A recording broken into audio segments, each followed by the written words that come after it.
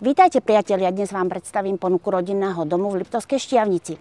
Poďme sa na to pozrieť. Základ domu je postavený v roku 1975 z kvadry. Kompletne zrekonštruovaný bol v roku 2011. Pri prestavbe sa zaizoloval od základov.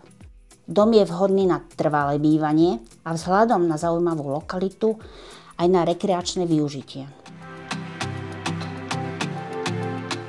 Prístavbu z roku 2019 môžete využiť základ ako sklad a vrch ako ďalšiu izbu.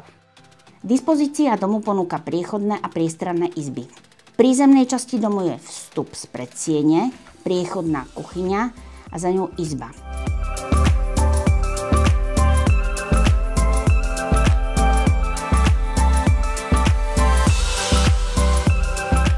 Kúpeľňa je spoločná s WC.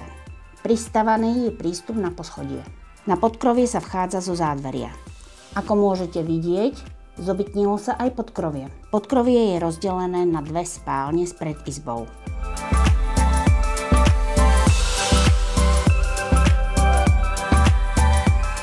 Samozrejmosťou je nová strecha, nová fasáda s izoláciou, aj okná s dvojsklom. Vykurovanie domu je riešené centrálnym kúrením na pevné palivo.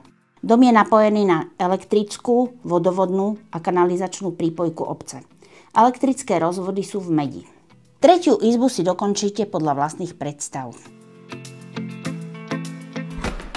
Pokiaľ vás dnešná ponuka zaujala, neváhajte ma kontaktovať. Moje meno je Beata Paulíniová a teším sa na stretnutie.